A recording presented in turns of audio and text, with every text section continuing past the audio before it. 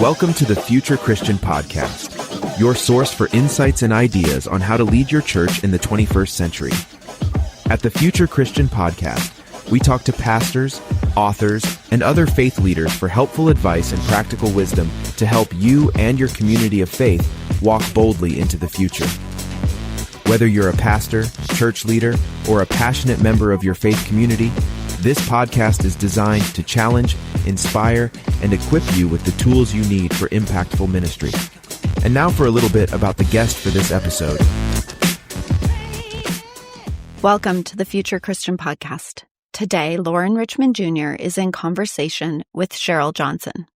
Sheryl is a settler on Ohlone land and was born in Treaty 1 territory in what is colonially known as Winnipeg, Canada. She began teaching at Pacific Lutheran Theological Seminary in the fall of 2020 as she was defending her PhD in theology and ethics at Graduate Theological Union.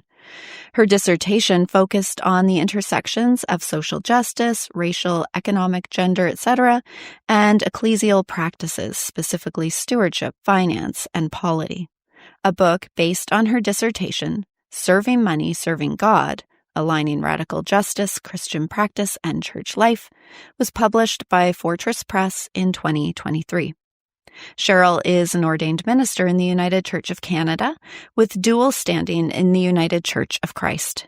Sheryl is passionate about embodied, participatory, and critical pedagogies and supporting students to make connections between justice commitments and vocational practices. A reminder before we start today's conversation, please take a moment to subscribe to the podcast, leave a review, and share Future Christian with a friend. Connect with Loren, Martha, and Future Christian on Instagram. Shoot us an email at loren@resonatemediapro.com with comments, questions, or ideas for future episodes. We appreciate your voice in how we faithfully discern the future of the church.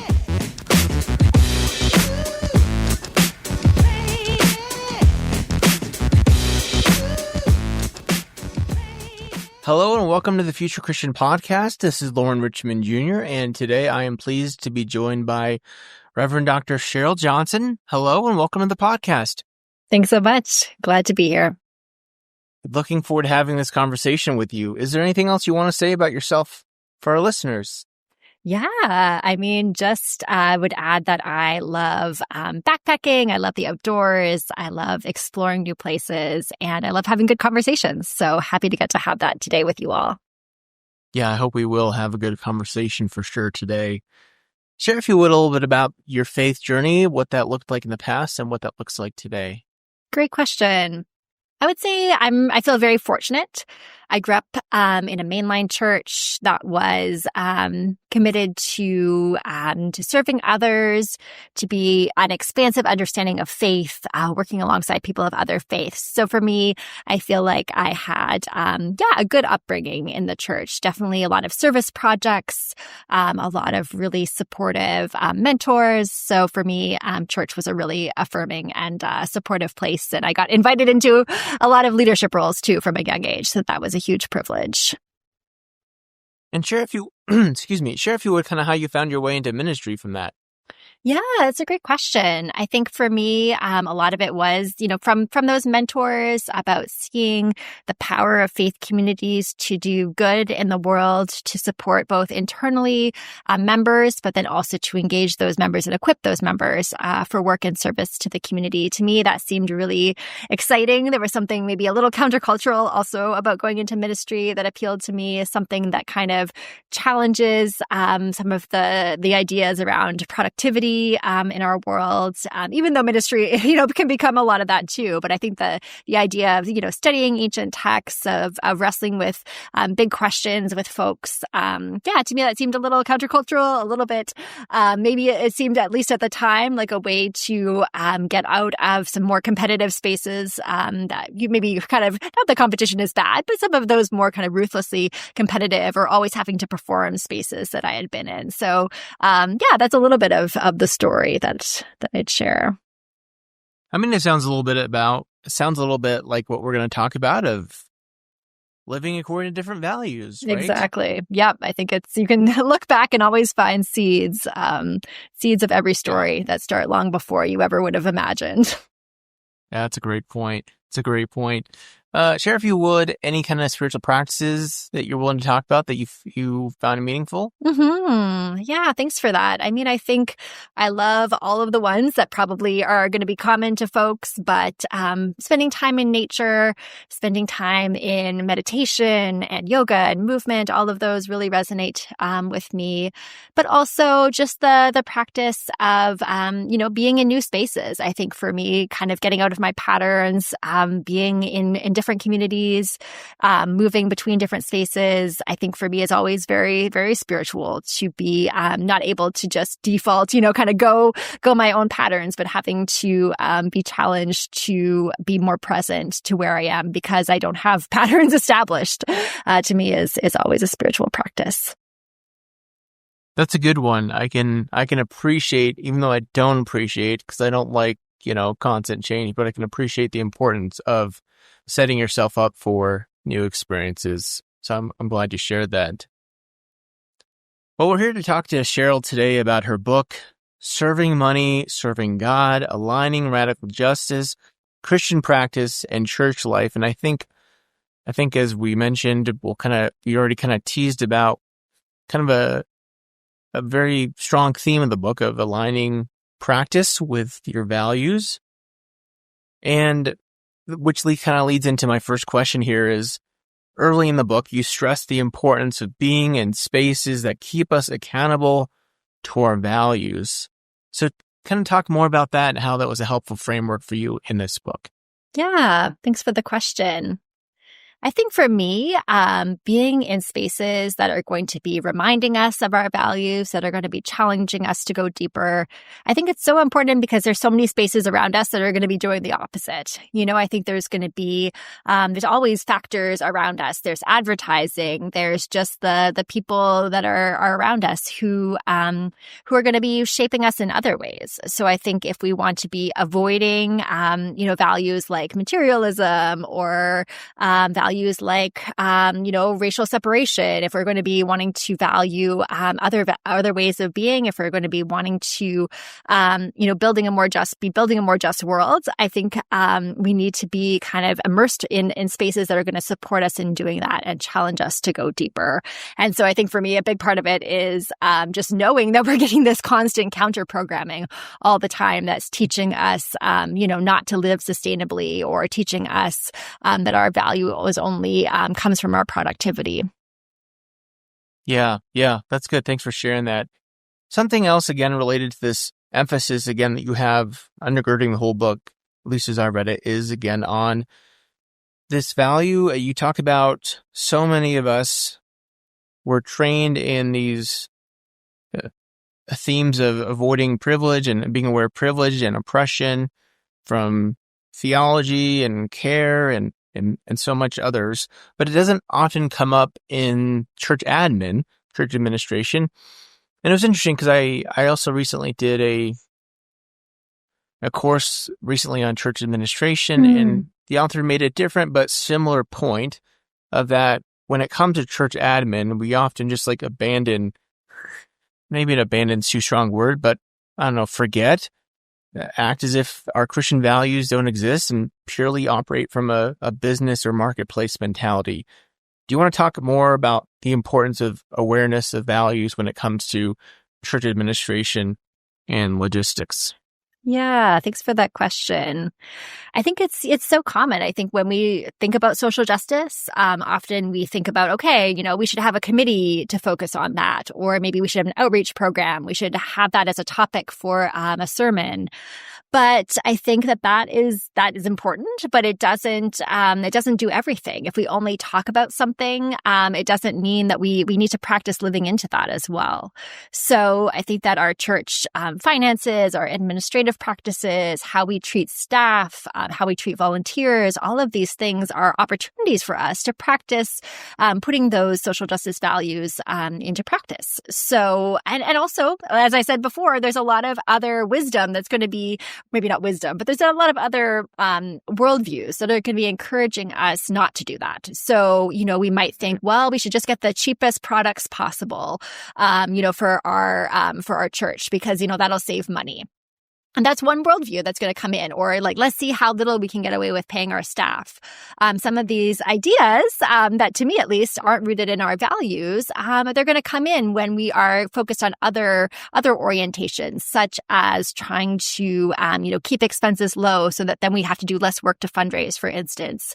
Some of those other practices are going to start to take over if we aren't constantly reorienting ourselves towards what do we actually believe and how does that manifest in this particular aspect of church life. I suppose this is an easy one to pick on, but since you mentioned it, and I'm glad you did, I think it's important to emphasize. I get frustrated when I see churches that definitely label themselves as progressive, and then, they'll promote a job listing and be like $15 an hour, $20 an hour, and maybe in some places those are great or adequate salaries, but certainly not in my neck of the woods. I know you work in Canada, right? And I think also the Pacific Northwest. So those are expensive places to live, I imagine. Exactly. I think that's a perfect example.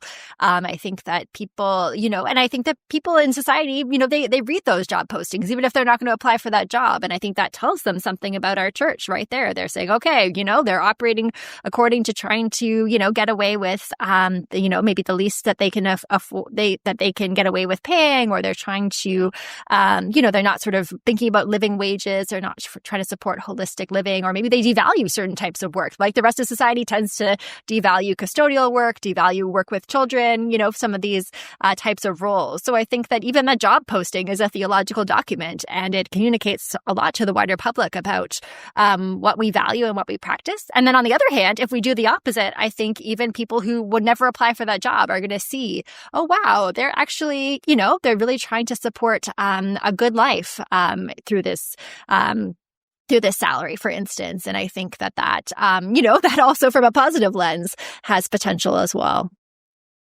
Right. And this is something that I appreciate about your book is that you really, again, leaned heavily into being aligned with your values. You talk right there about what we hire for and the benefits or pay being a theological statement. I mean, you write that the details of church life matter. I'm thinking you make early on the illustration about church being a foretaste of God's kingdom, God's reign. Share more about how that helps you filter decisions when you're working with your own church or other churches. Yeah, thanks for that. I mean, I think in a lot of ways that comes back to the first question you asked about being in spaces that help to keep us accountable to our values. I think that if in our churches, if we are having norms of infusing justice into everything we do, then I think that that's going to be modeling for all of our members, for anyone who comes into contact with us. That's going to give them a vision for what to do, maybe in their own business or in their own family or in their own work and volunteer work in other places. So I think that it has it matters on a practical level that we're helping to model the sort of values we want to infuse in the rest of society. But at the same time, I think on a more theological level, I mean, if we are here trying to anticipate the coming of a realm where justice is and God's presence is so infused in everything, I think we need to think about our administration in a way that really has deep theological significance as well. So it's not only kind of an educational step, but it's also one that's going to have, I think, spiritual implications too. We're forming ourselves, we're forming our communities, and we are wanting to infuse spirituality into everything we're doing. Yeah, I know we're harping on this point, but I think it's an important point. I remember early on in my pastoral ministry, working with the church that I was on staff at, or the solo pastor at, and trying to have this conversation around their bylaws and being like, here's how your bylaws connect to our mission. And there was just this total disconnect, this unawareness that how they ran the the business meeting or the council meeting. I forget, which context, how they called it what. And I'm sure you've seen that before, right? This disconnect between their living out their mission on a Sunday morning or midweek or whatever during the week versus how they ran their business meetings. Yeah. Definitely. No, I think that kind of siloed thinking, unfortunately, is very common. I think that I think it's an element of white supremacy, this idea of siloed thinking and sort of saying, okay, we can, do this work, we can work in this way over here. But when it comes to administration or it comes to the way we run a meeting, for instance, we have to follow the models that we think are best and right. And we're taught that are value neutral when actually they're really infused with their own values. So I think unfortunately, it's very common, but I do think that there's a lot of potential when we use other methods for meeting, when we rethink our bylaws or rethink whether or not we even need perhaps so many bylaws. I think that it also can have a huge impact to be kind of jamming with that because people don't expect it. And it's so uncommon that I think it really is surprising for folks. Well, this is something where I appreciate you talked about naming the forces that shape us, because even if someone's like, oh, I don't know about, I know Robert's Rules of Order, for instance, has gotten a lot of grief in recent years. And I don't really have that strong feelings about Robert's Rules of Order, for instance. But I think even if we're just like naming like, oh, I've always been taught that Robert's Rules of Order is how you run the meeting. Like just being aware of that, for instance, can help maybe bring more awareness and like, oh, maybe does Robert's Rules of Order need to be like the entire framework through which I think about meetings or whatever kind of value or forces that you talk about. Exactly. No, I appreciate that. You've seen that played out. Yeah. I mean, I think that it's really helpful to look at what is behind those values. And I think when we can see, what aims are they trying to orient us towards? Are they trying to orient us towards cost saving or efficiency or minimizing outward conflict? And we can look back and say, okay, what's behind those values? Is that a certain class norms, for instance? Is that a devaluing of the earth? Is that a prizing of certain forms of communication, whatever the case may be? I think that when we can identify what's going on, identify what systems it's connected to, we can then better see, okay, this is why these systems are not neutral and why if we are a church that's committed to anti-oppressive principles, then clearly we have to be very cautious about what systems we adopt. Tell me if you agree with this statement or what your thoughts are, because I think about it in this way too. Like in America, we tend to think that things are free when like there's really nothing free, right? Like there's no such thing as a free lunch.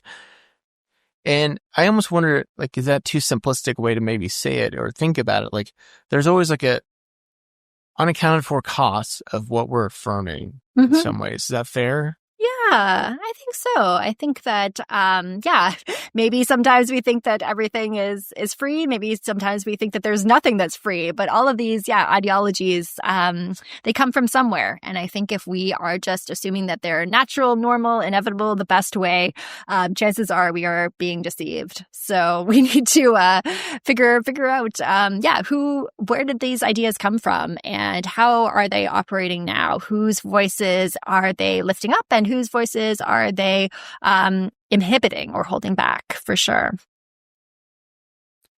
I want to read a long quote from your book, kind of middle of page 66.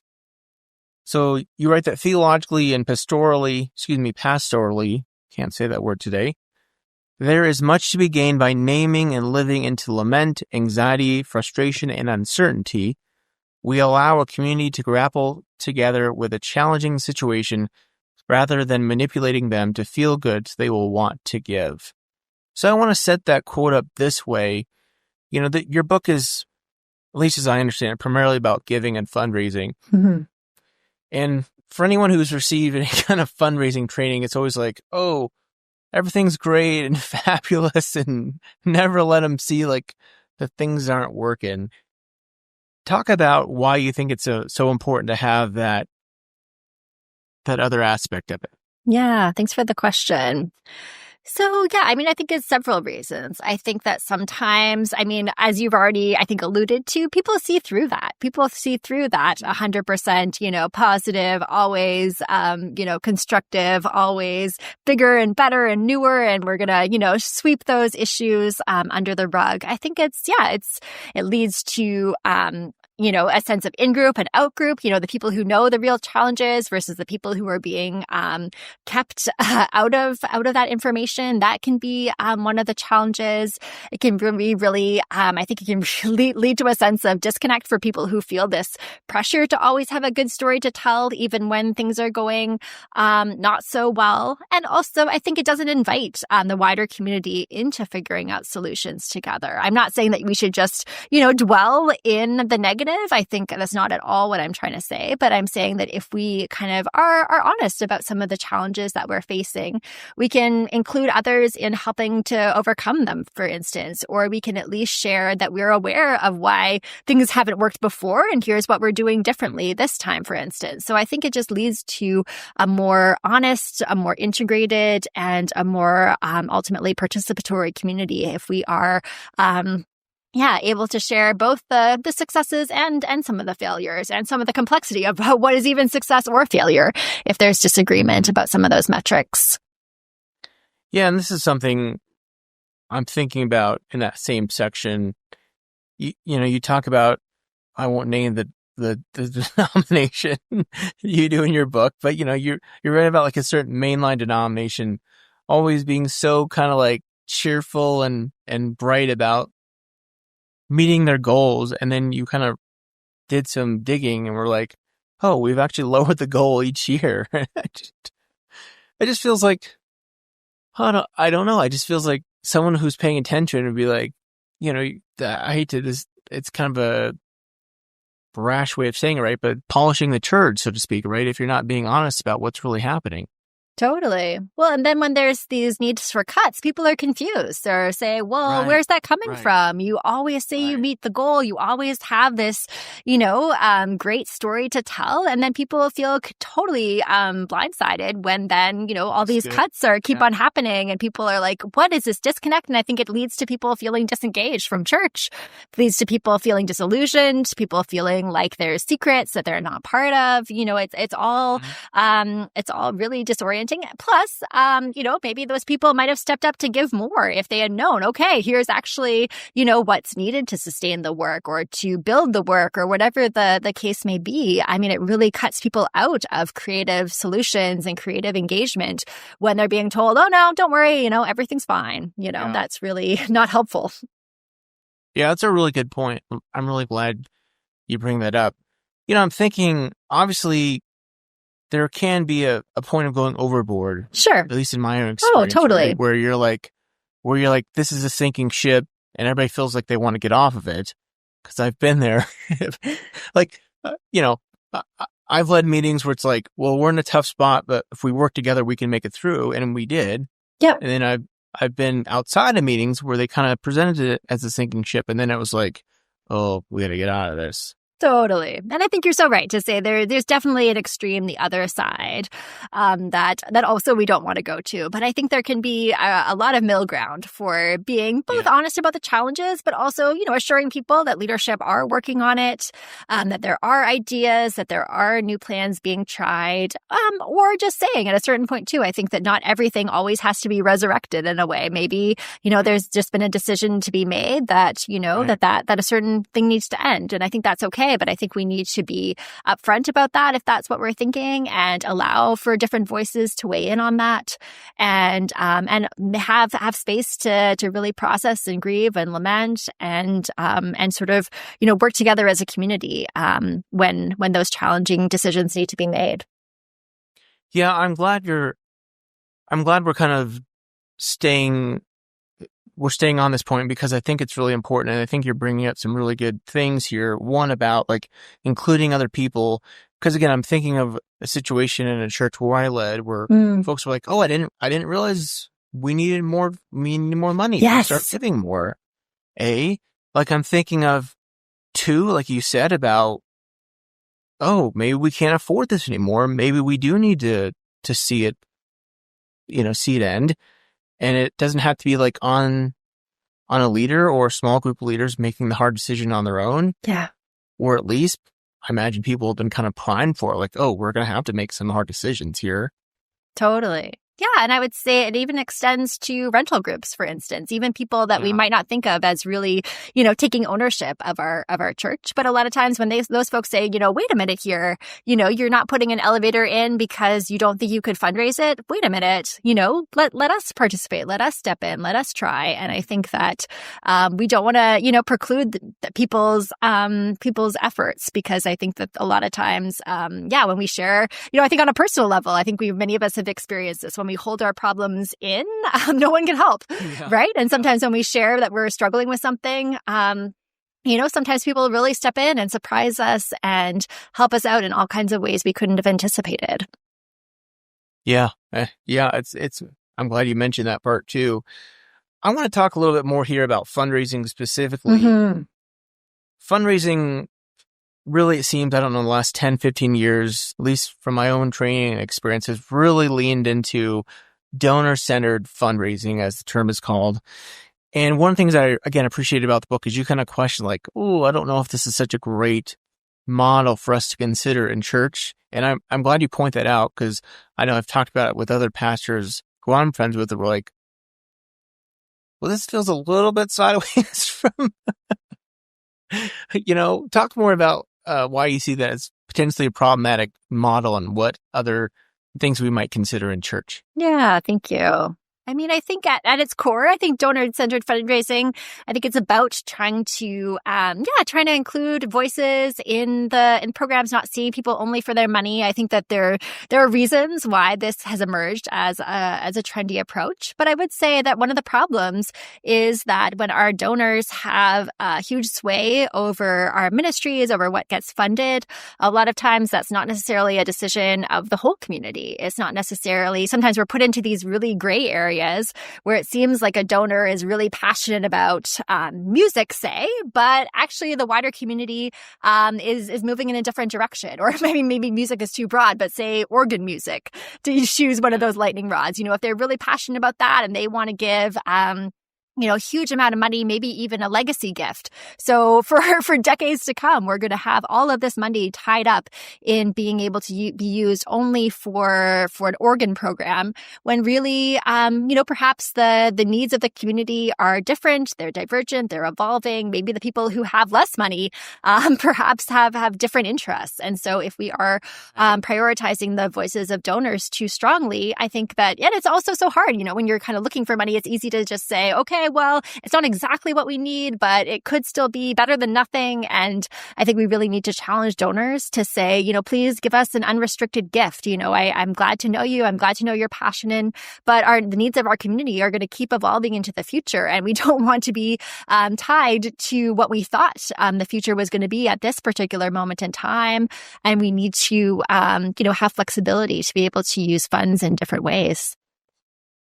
Yeah, it reminds me, there's a Lutheran church just down the street, like a block from me or a couple blocks from me.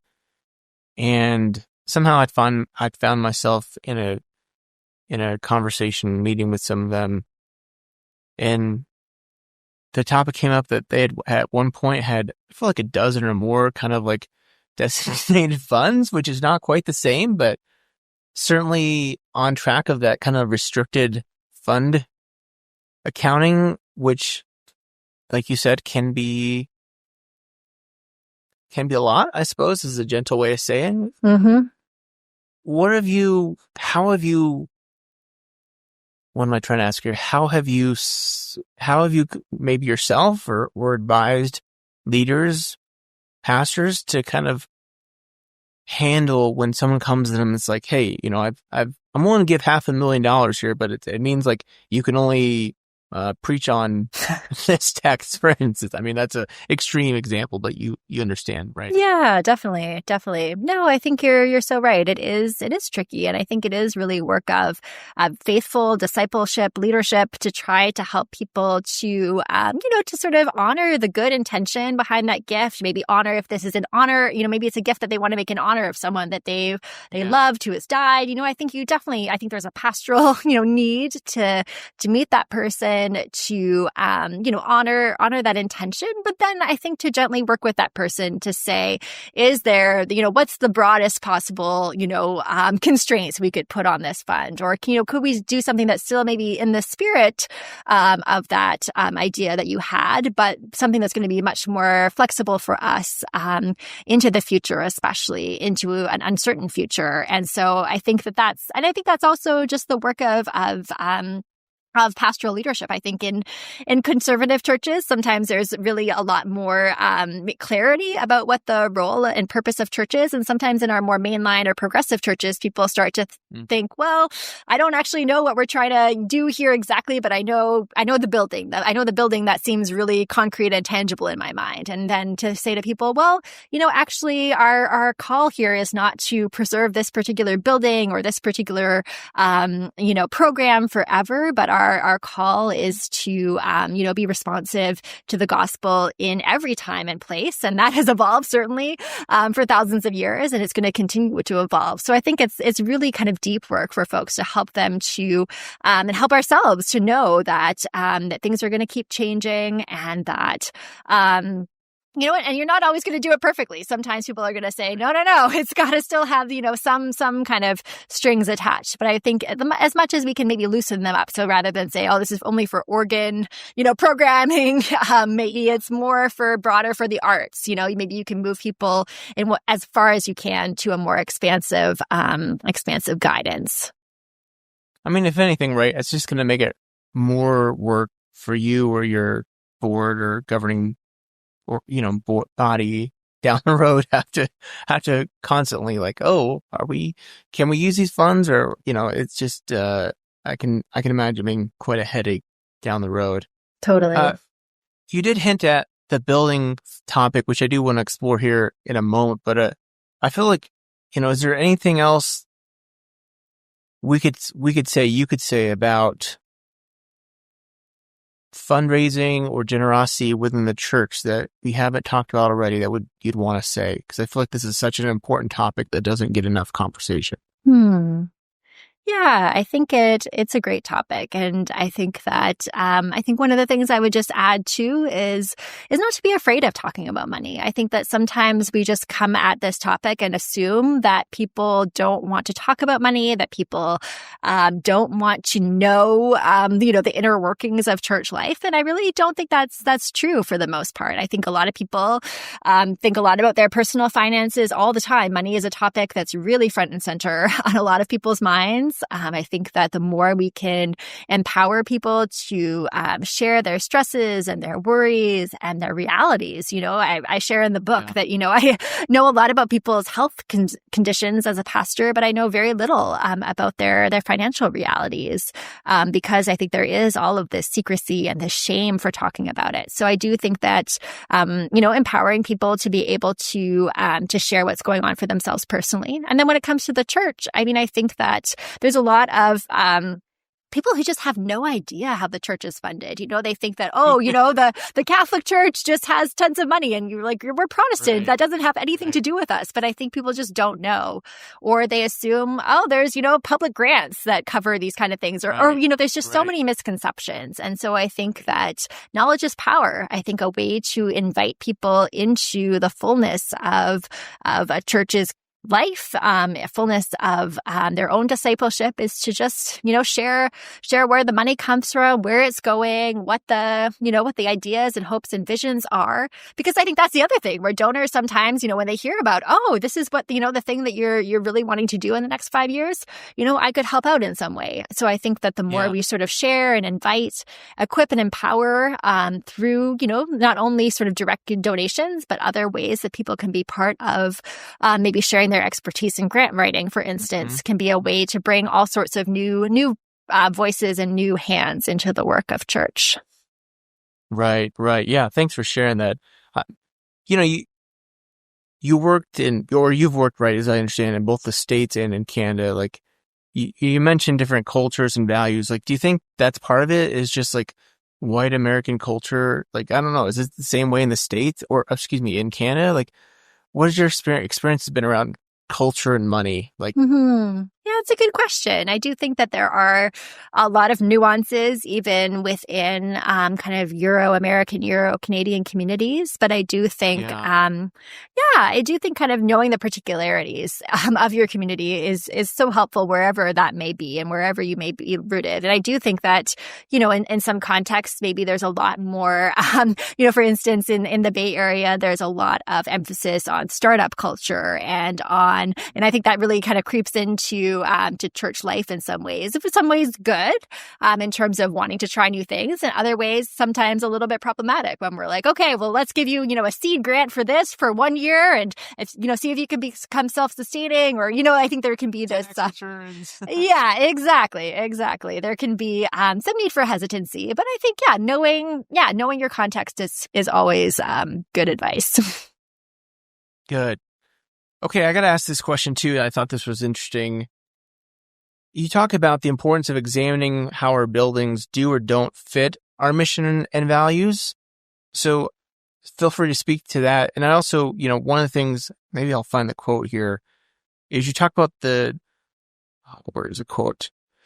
About kind of how buildings, or the importance of public buildings, at least semi-public buildings, is they're essentially open to all who pass by, whereas if we're just kind of doing home church, it can kind of get, homogenous. You said demographically homogenous. Talk more about, I gave you a lot here, but feel free to go with what you want. Yeah. Thank you for that. I think, buildings are so tricky. I think that often they are a focus because they are a huge part of our budget. And I really think that it's easy to be very pro-building or very anti-building without being nuanced. So I think we need to be nuanced. We need to look around and say, does our community have tons of church buildings around, or faith community buildings? Are there ways that if we were to close our building, that we could potentially, share space with another community? What would be the impact? Who are our renter groups? How would they be impacted if we were to do something differently with our building? If a building closes, one way to do is just put it on the open market. Another way is to really see if it could be redeveloped into a community space, if some of our renters might be up for taking it over in some way. So I think that, even if our building has really become a burden, we don't want to necessarily just divest ourselves of it and then, forget about it. I think that we do want to be careful about thinking about, what's going to be the impact on us, on our ministry, on our on the people who rely on our space. And I do think it is kind of trendy right now to say, okay, we're just going to become a home church, or maybe we'll just rent space. I've rent space in a school or something like that once a week. And I think that sometimes, that can really be a good decision. It can really, especially say your church was physically inaccessible. You didn't have an elevator, and all of a sudden you're meeting in a space that is accessible, and that's wonderful. But in other cases, I would also caution you to say, what about the people, who drop in looking for gift cards off the street during the week? Are they still going to be able to find you if you're just in a rented space, or if you're just meeting in someone's home, say, and not to say that that necessarily means that you can't ever leave your building, but I think to really think about what would be the ripple effects of you staying or going. What are the climate impacts of your building? Whose land? Whose Indigenous land? What is the racial history of your community? Who are you? Who do you have ethical obligations to in terms of the space and the building that you have? And how do you kind of include that in your equation of thinking through what the future means? Well, I like this term, building nuanced. I think that's a good way of saying it. And I think if anything, we could summarize from this too, because when you're saying that, I'm just hearing lots of time. And I think that's the biggest thing I see is folks they're not taking the time to do this work. And by the time they're forced to have these conversations, it's almost too late. So I imagine you would affirm this too, right? It's just taking the time to have these conversations. Definitely. Yeah, I think that often we leave these conversations until the very last minute, and then we're sort of forced into certain ways of being versus I think it's really important before there's any sort of decision at hand to be talking about this. Also, always building partnerships, looking at what other faith communities are nearby. How can we work collaboratively? What other organizations exist? I think always developing those relationships before there's any crisis. I think that it's sort of, part of capitalism and white supremacy that tells us we got to be, just asking for help is like a last ditch effort versus what if we start to work more collaboratively before there's a crisis, and then then we have those partners that we can rely on, that we can lean on in those times where we might come into having to make a difficult decision, say, about our building. Yeah. Well, this has been a good conversation. The book is Serving Money, Serving God, Aligning Radical Justice, Christian Practice, and Church Life. Let's take a quick break and we'll come back with some closing questions. All right, we're back with Reverend Dr. Sheryl Johnson. And Sheryl, as I'm looking at your book here, it's really throwing me off because the subtitle is above the title. Right? I did not design the cover. Oh boy. Okay, closing questions. You're welcome to take these as seriously or not as you'd like to, but if you're Pope for a day, what does that day look like for you?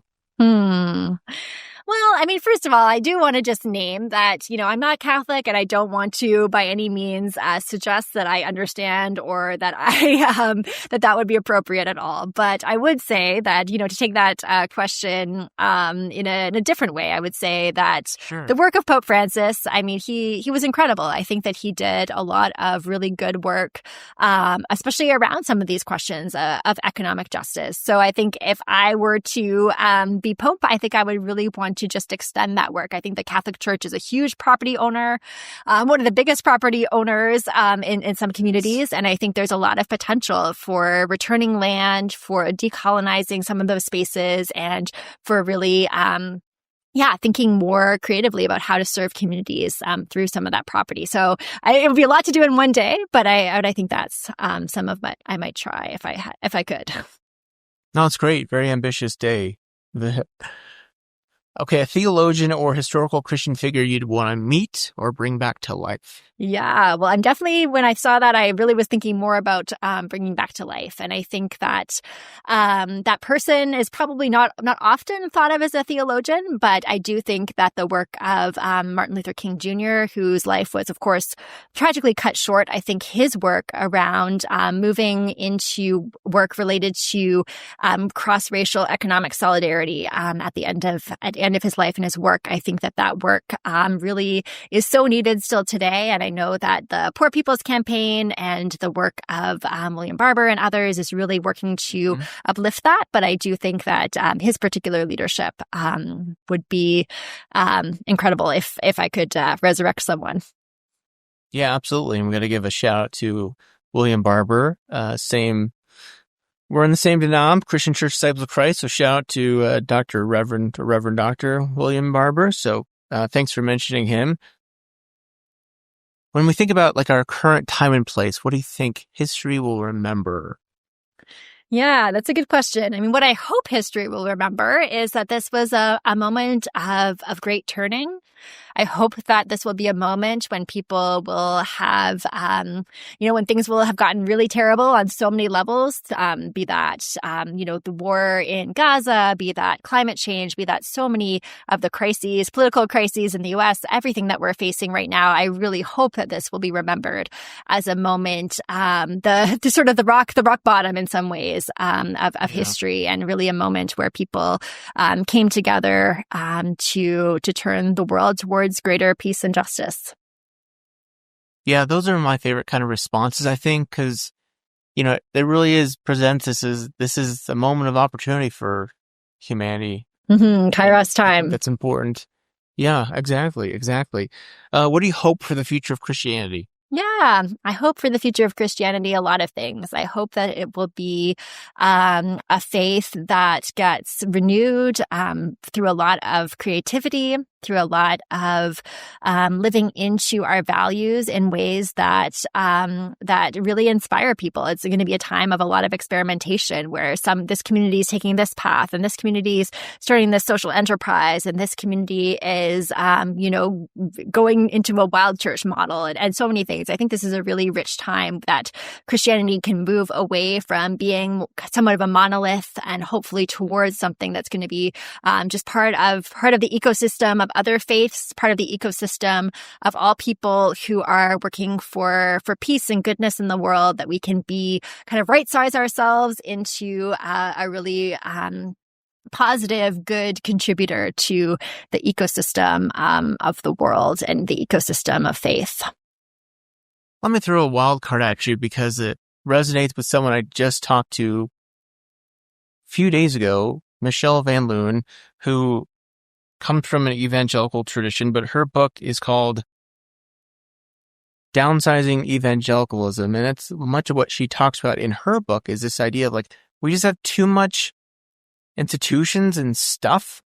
And I think this sort of relates to fundraising, if you will, this idea of sometimes the best fundraising approach is to think about what really needs to get funded. I mean, is that fair? Totally. No, I think you're so right. I think that often we have really gotten caught up in the sense of, power looks like having property. It looks like, we have this picture in our mind of what it means to be powerful. And I think that Jesus offers us a model. And I think that we're being called in this moment to a different way of operating that doesn't just look for prestige, that doesn't look for power, but instead looks for solidarity and looks for opportunities to be co-conspirators in the work of building a better world. Yeah, I'm glad that came up. Okay, where can folks connect with you, get the book, all that stuff? Great question. So yeah, the book is available through Fortress Press, as well as many other websites. So encourage you to take a read. I have a professional website that I think will be linked to as well. And always happy to be in touch with folks. So please do reach out. I'm always happy to have conversations, to help, to commiserate, whatever I can do to support you in your work and in your ministry. I'm always happy to be in touch. Well, this is great. Thank you so much for your time. I really appreciate the conversation. Hope it's been helpful for our listeners. So we always leave folks with a word of peace. So may God's peace be with you. Amen.